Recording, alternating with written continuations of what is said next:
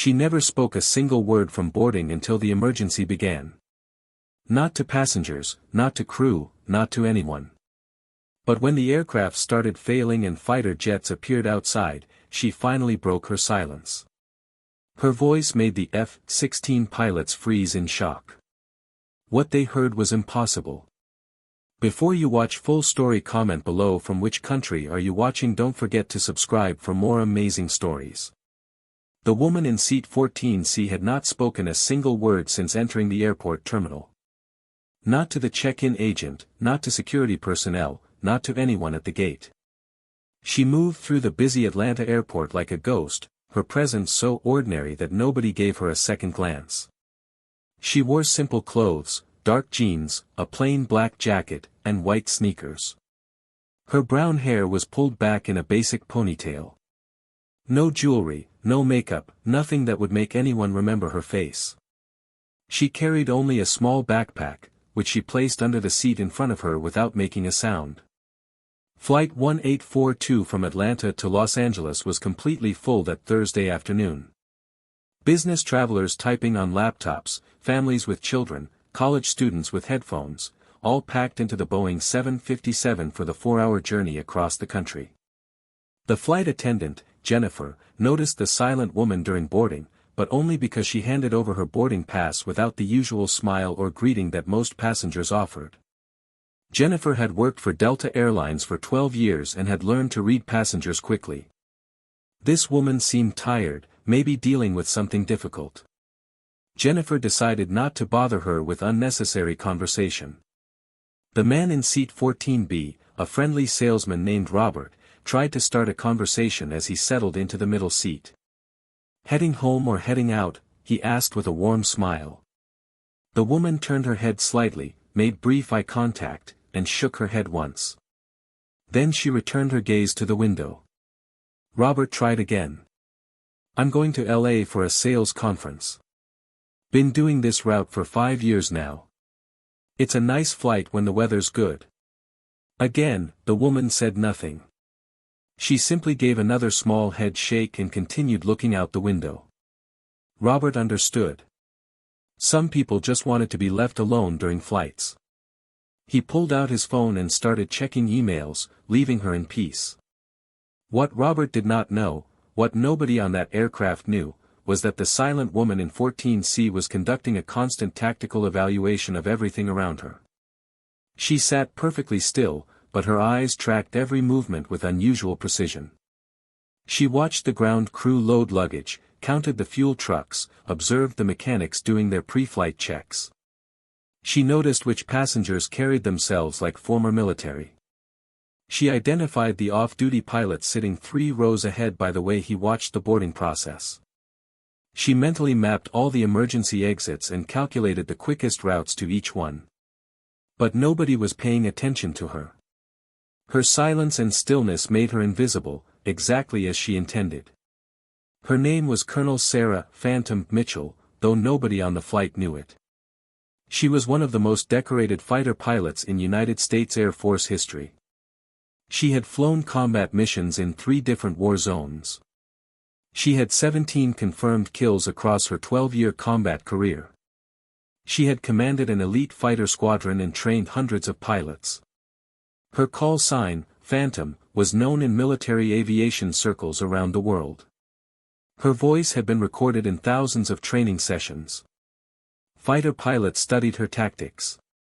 Her mission debriefs were used in advanced courses at every major military flight school. But here, dressed in civilian clothes and choosing complete silence, she was nobody at all. She had learned years ago that her voice gave her away instantly. Any pilot or anyone with military aviation experience would recognize it immediately. So when she traveled commercially, which was rare, she stayed completely silent. It was the only way to avoid being recognized, the only way to avoid spending the entire flight answering questions or being thanked for her service by people who had no idea what that service really meant. She just wanted a few hours of peace. A few hours of being nobody special. The engine started, and Flight 1842 rolled away from the gate at exactly 2:15 p.m. The captain's voice came over the speakers with the standard welcome message and flight time estimate. Sarah listened carefully to his voice, noting the calm confidence that suggested an experienced pilot. During the safety demonstration, Sarah did not watch. She had memorized emergency procedures for every commercial aircraft type years ago. Instead, she continued her tactical observation, watching how passengers responded, identifying who was paying attention and who was not. The aircraft accelerated down the runway, lifted smoothly into the sky, and climbed through the afternoon clouds. Sarah's hands stayed relaxed in her lap, her breathing calm and steady. Flying was as natural to her as walking. She had over 4,000 flight hours in fighter jets, including 800 hours of combat time. But today she was just a passenger. Just a silent woman in seat 14C. The flight attendants began their beverage service about 30 minutes into the flight. When Jennifer reached row 14, she asked, "Would you like something to drink?" Sarah looked up, held eye contact for exactly 1 second, and pointed at a bottle of water. Jennifer handed it to her, and Sarah nodded once in thanks. No words, no smile. Jennifer moved on, already forgetting the interaction. Robert, sitting in the middle seat, made one more attempt at conversation about an hour into the flight. "Beautiful view," he said, gesturing toward the window where mountains were visible far below. Sarah did not respond at all this time. Did not even turn her head. Robert sighed and went back to his laptop. The passenger in 14A, a college student named Emma, decided the woman must be dealing with something sad. Maybe a death in the family. Emma made a mental note not to bother her. Everyone around Sarah had created explanations for her behavior that concealed something none of them could imagine. What they did not know was that Sarah had been listening to every sound, monitoring every vibration, tracking every subtle change in engine pitch throughout the flight. She had evaluated the crew's competence from their announcements and movements. She had assessed weather conditions through the windows. She had listened to fragments of air traffic control communications that bled through during announcements. And she had done all this while appearing to do absolutely nothing. It was a skill that had kept her alive through 12 combat deployments. The flight continued smoothly for 2 more hours. Sarah stayed silent, invisible, forgotten by everyone around her. The cabin settled into the peaceful routine of a normal cross-country flight. People read, watched movies, slept, worked on laptops. Then, at 4:47 p.m., somewhere over Nevada, everything changed. Captain David Richardson noticed at first, a subtle vibration that was not supposed to be there. He had been flying for 23 years and had developed an instinct for when something felt wrong. "You feel that?" he asked his co-pilot, First Officer Michelle Torres. Michelle nodded, already scanning the instrument panel. "Engine 2. Look at the temperature." The exhaust gas temperature for the right engine was climbing into the amber zone, approaching red. Oil pressure was dropping steadily. David's jaw tightened. "Pull up the engine data." Michelle brought up detailed engine parameters on her display. What she saw made her breath catch. Multiple indicators were showing abnormal readings. The vibration was getting worse. "We need to shut it down," David said, making the decision quickly. They went through the engine shutdown checklist with professional precision. Michelle's hands moved confidently across the controls, despite the adrenaline starting to pump through her system. "Denver Center, Delta 1842 declaring an emergency," Michelle transmitted over the radio. "We've shut down Engine 2 due to abnormal indications. Requesting priority handling for immediate diversion to Las Vegas." Her voice was calm and professional, giving no hint of the concern she felt.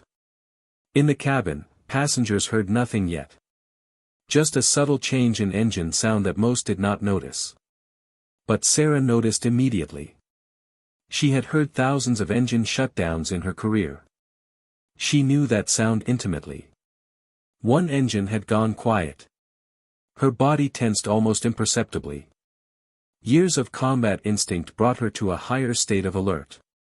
Her eyes scanned the cabin, noting that the flight attendants had not reacted yet. The pilots must be handling it professionally. Denver Center responded quickly. Delta 1842, roger your emergency. Las Vegas is 120 miles at your 2 o'clock. Descend and maintain flight level 280. Captain Richardson picked up the PA microphone. Ladies and gentlemen, this is Captain Richardson. You may have noticed a change in the engine sound. We've had an issue with one of our engines and have shut it down as a precaution. This aircraft is designed to fly safely on one engine, and we are in no immediate danger. However, we're diverting to Las Vegas as a safety measure. We should be on the ground in about 20 minutes. Flight attendants, please prepare the cabin. His voice was reassuring and confident. In the cabin, worried whispers rippled through the passengers, but there was no panic. Sarah's tactical mind was already running scenarios. Single-engine landing, diversion to Las Vegas, good weather conditions, this should be manageable for competent pilots. She forced herself to relax. The crew had this under control. But then, 90 seconds later, everything got much worse. Multiple warning lights illuminated on the flight deck. Master caution. Hydraulic pressure warning. Flight control advisory. We're losing hydraulic pressure, Michelle said, her voice rising slightly. System A is dropping fast. David immediately felt the difference in the controls. They were becoming stiff, requiring more force to move. How bad? Michelle scanned the displays rapidly. System A is down to 20%. System B is showing fluctuations. David tested the controls carefully. They still responded, but sluggishly. Get me the checklist for hydraulic failure. As Michelle pulled up the emergency procedures, David keyed the radio again. Denver Center, Delta 1842, additional emergency. We're experiencing hydraulic system failures in conjunction with our engine shutdown. We need vectors straight to Las Vegas and emergency equipment standing by. There was a pause. When the controller's voice came back, it carried an edge of real concern. Delta 1842, copy additional emergency. Clearing all traffic. Emergency equipment will be ready. Fly heading 240, descend to flight level 200. In the cabin, the flight attendants' faces showed visible strain now. Passengers were beginning to understand this was more serious than initially announced. Robert had gone pale, gripping his armrests. Emma was crying quietly.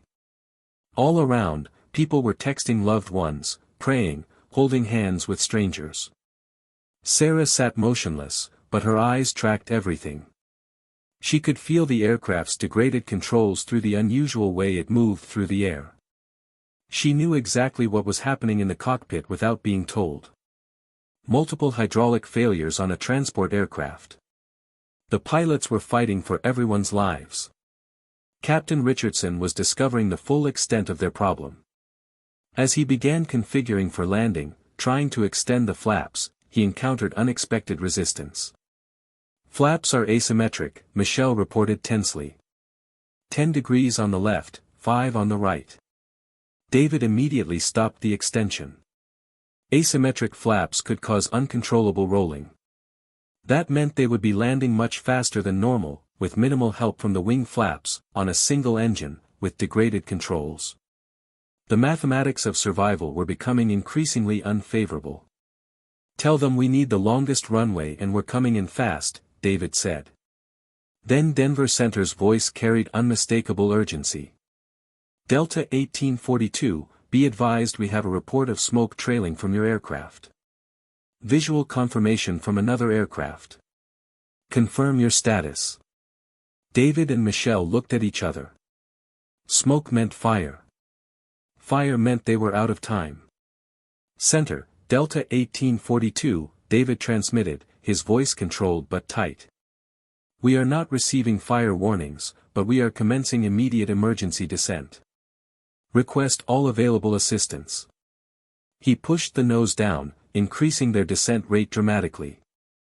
They needed to get on the ground immediately. Denver Center made a call to the North American Aerospace Defense Command. Within 2 minutes, a pair of F-16 Fighting Falcons scrambled from Nellis Air Force Base near Las Vegas. The F-16s, call signs Viper 1 and Viper 2, were airborne 3 minutes after the scramble order. Major Alex "Sledge" Johnson in Viper 1 and Captain Marcus "Reaper" Williams in Viper 2 climbed rapidly, their radars already locked onto Delta 1842's transponder. Viper flight approaching Delta 1842, Johnson transmitted. Requesting clearance for visual inspection. Viper flight, you're cleared close, Denver Center responded immediately. Johnson eased his F-16 alongside the descending 757. What he saw made his stomach drop. Smoke was streaming from the right engine. Not a thin trail, but a substantial plume of dark gray smoke. Worse, he could see dark staining around the engine area that suggested fire damage. Viper 2, confirm visual on that engine, he called to his wingman. Confirmed, Sledge, Williams responded from Viper 2. That's active fire, not just residual smoke. They've got a serious problem. Both F-16 pilots immediately understood the gravity. An active engine fire on a commercial airliner with hydraulic failures was a critical emergency. Denver, Viper 1, Johnson transmitted. We have visual confirmation of active fire on Delta 1842's right engine with evidence of structural damage. Recommend immediate priority landing. In Delta 1842's cockpit, Captain Richardson received the information and felt his blood run cold. Active fire. Structural damage. They were out of time.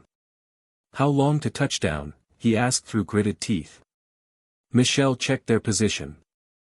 8 minutes to final approach. 8 minutes felt like an eternity when your aircraft was on fire and falling apart. The aircraft was fighting him now. David was using nearly full control deflection for corrections that should have required minimal inputs. Sweat beaded on his forehead despite the cool cockpit temperature. Flight attendants, prepare for emergency landing, he said over the intercom. Brace positions on my command. They were 6 miles from the runway, descending through 12,000 feet, when the situation became catastrophic. The left engine, their only remaining engine, began showing the same abnormal indications that had preceded the right engine's failure. Temperature climbing. Oil pressure dropping. Vibrations increasing. David and Michelle stared at the instruments in absolute horror. They could not lose the second engine. If they lost all thrust, they would become a glider with degraded controls and a fire on one side. The mathematics of survival completely collapsed. We're keeping it running no matter what, David said, violating standard procedure but seeing no choice. We need every bit of thrust we can get. Johnson in Viper 1 saw the change in the airliner's flight profile. He knew immediately what was happening. Denver, Viper 1. Delta 1842's left engine appears to be failing. They're losing thrust.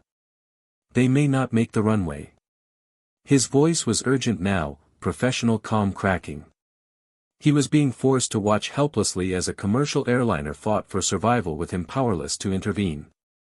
And that was when the woman in 14C finally spoke.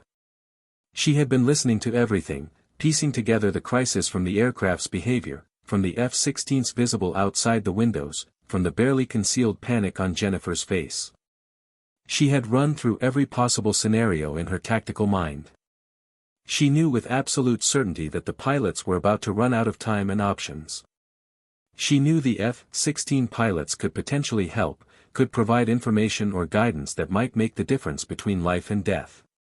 But the civilian crew had no training in fighter coordination. There was a gap that only someone with her specific experience could bridge. She had maintained silence for hours, protected her identity through absolute refusal to speak. But she could not maintain that silence when 236 lives hung in the balance. She unbuckled her seatbelt. Robert looked at her in shock. You can't, we're in an emergency. She ignored him completely, stood with perfect balance despite the aircraft's erratic movements, and walked forward toward the flight deck. Jennifer saw her coming and rushed to intercept her.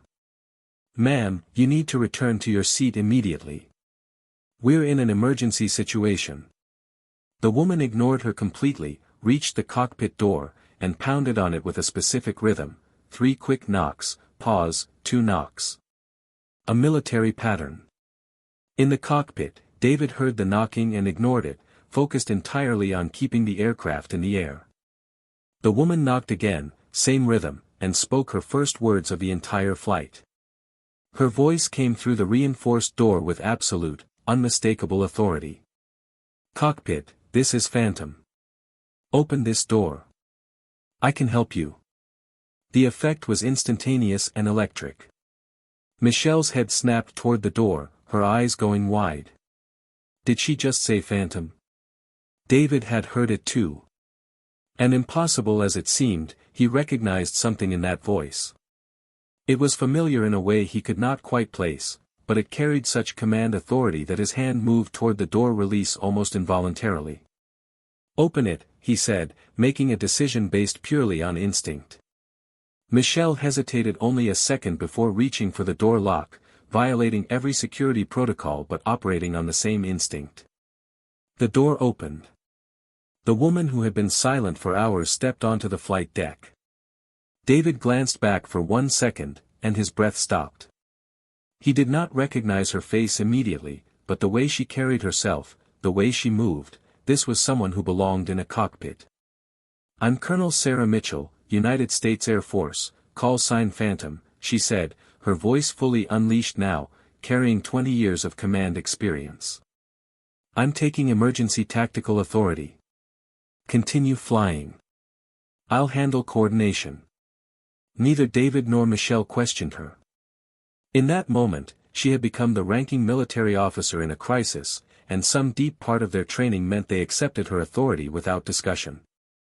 Sarah moved forward, scanning the instrument panel with practiced eyes, taking in the entire situation in seconds. Left engine failing, hydraulics degraded, fire on right engine, 6 miles from runway. She reached for the radio panel and switched to the emergency frequency she knew the F-16s would be monitoring. "Viper flight, this is Phantom Actual. I'm on the flight deck of Delta 1842. Give me tactical assessment." In the cockpits of the 2 F-16s flanking the airliner, time stopped. Johnson's hands literally froze on his controls. His eyes went wide behind his visor. Behind him, Williams experienced the same moment of complete shock. The voice was unmistakable. Every fighter pilot in the Air Force knew that voice. From training recordings. From legendary mission debriefs. From stories passed down through squadrons. Phantom. Colonel Sarah Mitchell. On a civilian airliner. It was impossible. But there was no mistaking that voice. "Viper flight, respond," Sarah transmitted again, her voice cutting through their shock with command authority that demanded immediate compliance. Johnson found his voice, but it was shaken. "Phantom Actual, Viper 1. How are you? I mean, confirm you are on that aircraft." "Viper 1, focus," Sarah said sharply. "I need tactical assessment of our fire situation and structural damage. Give me numbers I can work with." The command in her voice snapped both fighter pilots back to professionalism immediately. Johnson began feeding her information. Active fire on right engine, confined to engine area but showing structural damage. Smoke trail approximately 100 meters. Left engine showing reduced thrust based on your flight profile. You're 6 miles from threshold. Current descent rate puts you short by approximately 3/4 of a mile. Sarah processed the information instantly. 3/4 of a mile short meant they would crash into desert if they did not change something fundamental. She turned to David. "What's your current configuration?" He responded without taking his eyes off the instruments. "Flaps 5 asymmetric. Gear up. Single engine at 50% and dropping." Sarah calculated rapidly. Deploy gear now. Use the drag to help manage descent rate. Then we'll use ground effect to stretch the glide. David hesitated for a fraction of a second. That violated normal procedure. But Sarah's voice carried such absolute certainty that he trusted her completely. Gear down, he commanded. The landing gear extended with agonizing slowness, barely sufficient hydraulic pressure pushing them into position. The increased drag was immediate. Sarah was watching altitude and distance, running calculations that combined 20 years of fighter experience with intimate understanding of aerodynamics. Viper 1, I need you on our right side, close formation. Your jet wash might give us a few feet of lift. Johnson did not question the command. If Phantom said his jet wash could help, he believed her without hesitation. He maneuvered his F-16 alongside the 757's right wing, close enough that passengers could see individual markings on his aircraft. The wake turbulence from his fighter created a slight area of rising air that the 757's wing encountered, providing tiny but measurable improvement in lift. Every single foot mattered now. Viper 2, I need exact distance to threshold and altitude, Sarah transmitted. Call it every 5 seconds. Williams acknowledged immediately. 5 miles, 800 feet below optimal glide path. Sarah turned to the cockpit crew. David, when I tell you, I need maximum thrust from that left engine. Hold nothing back. We're going to ride ground effect. David nodded, understanding the tactic. Ground effect was the cushion of air between wings and ground at very low altitude, providing additional lift. 4.7 miles, 700 feet below glide path, Williams called. The numbers were improving marginally, but they were still short. Sarah did something then that demonstrated exactly why she was legendary. She grabbed the PA microphone. This is Colonel Mitchell, United States Air Force. I'm on the flight deck. We are going to make it to the runway, but the landing will be extremely hard. Flight attendants, command brace position now. Passengers, heads down, brace for impact. Do not lift your heads until we stop completely. We will get you home. Her voice carried such conviction, such command authority, that even terrified passengers found themselves believing her. For miles, 600 feet below, Williams transmitted. 3.5 miles, 500 feet below. They were gaining, inch by painful inch. The left engine's temperature was deep in the red zone, destroying itself internally, but still producing thrust. David could feel the aircraft's reluctance in every control input. His arms screamed with fatigue, but he held course. Michelle called out airspeeds and altitudes, her voice mechanical, divorced from emotion. 3 miles, 400 feet below, Williams continued. 2.5 miles, 300 feet below. They might actually make it. 2 miles, 200 feet below. 1.5 miles, 150 feet below. 1 mile, 100 feet below. So close now. Half mile, 70 feet below. Now, Sarah commanded. Full thrust. Everything you have. David pushed the thrust lever forward. The dying engine responded with a final surge, its components seconds from total failure, but giving everything left. The 757 accelerated slightly. The nose came up a fraction. Quarter mile, 50 feet below. They crossed the runway threshold at 60 feet in the air. Not the normal 50, but close enough. Cut thrust, Sarah said, her voice ice calm. David pulled the lever to idle. The left engine finally died, its job done. The aircraft began to settle toward the runway. 50 feet, Sarah called. 40 feet. 30. Hold it. 20. Flare now. David pulled back on the controls with every ounce of strength. The degraded hydraulics barely responded. The 757's main gear contacted the runway with an impact that sent shock waves through the entire airframe.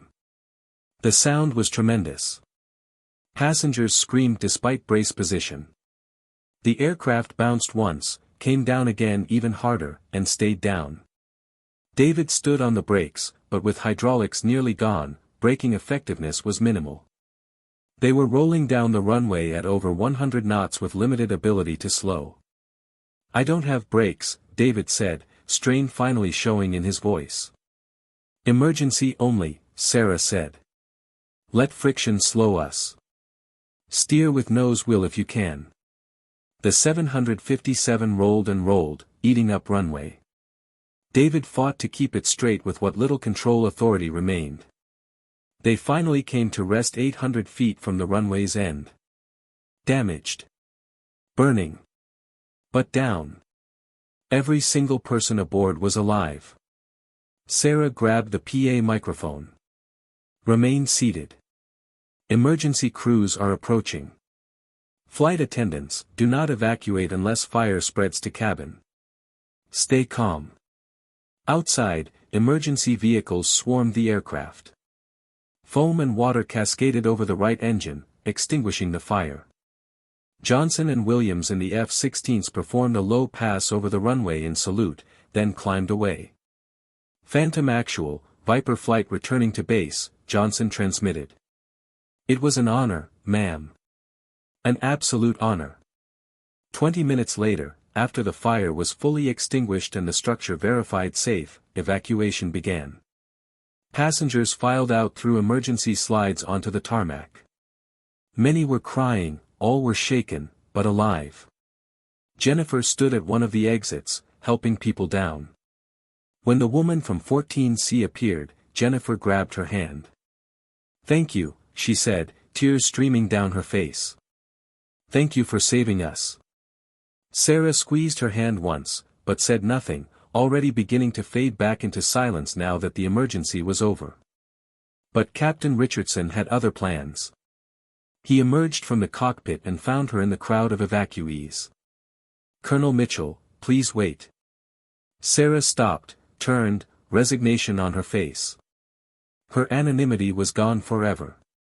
David approached and came to attention, saluting, a civilian airline captain saluting a military officer in a gesture of respect that transcended all regulations. "Ma'am, you saved everyone on this aircraft. I don't have words adequate to thank you." Around them, passengers were beginning to understand. The silent woman from 14C was something far more than they had imagined. Robert approached, eyes wide. "You're a fighter pilot. You were sitting next to me the whole time, and you're a fighter pilot." Sarah gave him a slight smile. "I was just a passenger. Captain Richardson and First Officer Torres saved this aircraft. I just helped with communications." But nobody believed that deflection. Within hours, the story broke nationwide. Legendary fighter pilot saves commercial airliner. Video from passengers' phones showed the F-16's information, showed the terrifying landing. Within 24 hours, Johnson and Williams had given interviews describing the shock of hearing Phantom's voice. "When we heard her on the radio, we just froze," Johnson told reporters.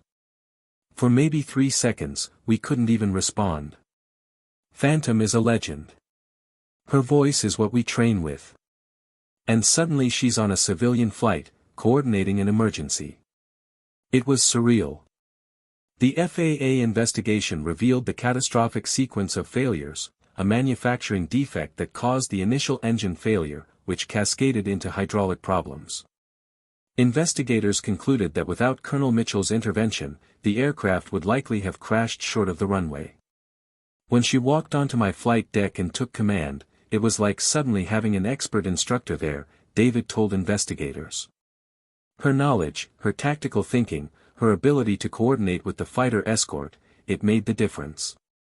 3 weeks later, at a ceremony at Nellis Air Force Base, Johnson and Williams met Colonel Sarah Mitchell in person for the first time. They approached with visible nervousness, experienced fighter pilots clearly in awe. "Ma'am, hearing your voice on that radio was the most surreal moment of my career," Johnson said, shaking her hand. "I've studied your tactics.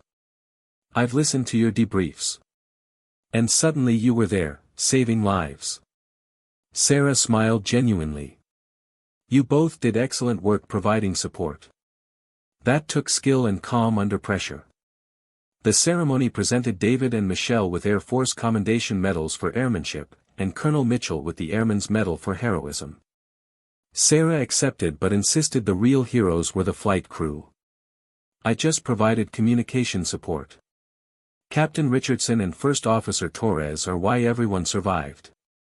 But everyone in that room knew better. Afterward, Robert approached Sarah hesitantly. Colonel Mitchell, I sat next to you for 2 hours. I tried to talk to you. You never said a word. Sarah looked at him, something apologetic in her expression. I travel silent because my voice gets recognized. I just wanted to be anonymous. Robert shook his head in wonder. You sat there completely quiet while we had no idea we had one of the best pilots in the country right next to us. Sarah smiled slightly. I was hoping to stay quiet the entire flight. That didn't work out. Jennifer also attended the ceremony. When she got a moment with Sarah, she took both her hands. When you grabbed that PA and told us we were going to make it, something in your voice made me believe it. Where did that come from? Sarah thought about the question. When you're responsible for lives, you can't show doubt even when you feel it. You have to be the calm in the storm. It's what command means. In the months that followed, Sarah's story became part of aviation folklore. The silent passenger who turned out to be a legendary fighter pilot. The woman whose voice literally stopped F-16 pilots mid-flight. Aviation podcasts dissected every aspect of the emergency. Flight students studied the landing as an example of maximum performance under degraded conditions. Fighter pilots across all services told the story with pride. Sarah herself tried to return to her preferred anonymity, but it was impossible now. Too many people recognized her. When she traveled, fellow passengers approached her. Flight attendants thanked her. Pilots invited her to the cockpit. She handled it all with grace, but privately she missed the silence. I want everyone to remember that airline pilots handle emergencies with incredible skill every day, she told a reporter in one of the few interviews she granted. What happened on Flight 1842 was terrible luck. Captain Richardson and First Officer Torres are the real heroes. But the public would not let her deflect credit. They understood that her specific expertise, her tactical knowledge, her ability to coordinate between civilian and military operations had been crucial. And they understood something deeper. In the moment when it mattered most, when silence would have been safer and easier, she had chosen to speak. She had broken her carefully maintained anonymity to save lives. That choice, more than her combat record or legendary status, was what resonated with people. The willingness to step forward when needed, regardless of personal cost. The woman who had stayed quiet for an entire flight, who had been invisible to everyone around her, had proven that sometimes the most important voices are the ones we least expect to hear. Her silence had been a choice. But breaking that silence had saved 236 lives. 2 years later, Sarah stood in the same Atlanta terminal, boarding another flight. This time, she did not stay silent. When the flight attendant greeted her, she smiled and responded warmly. When her seatmate asked about her day, she engaged in pleasant conversation. The forced anonymity was gone, replaced by acceptance of who she was and what she represented. As the aircraft pushed back from the gate, she looked out the window and noticed contrails high above, fighters on patrol, protecting the skies. She whispered a quiet prayer for all pilots everywhere, civilian and military, who carried precious lives in their hands every single day. The flight was routine, uneventful, exactly as it should be. When they landed smoothly, passengers applauded as they always did after a good landing. Sarah joined them, clapping for the pilots up front who had delivered them safely home. She had finally found peace with both her silence and her voice, knowing when each was needed. That was Phantom. That was Colonel Sarah Mitchell. That was the silent passenger whose voice changed everything.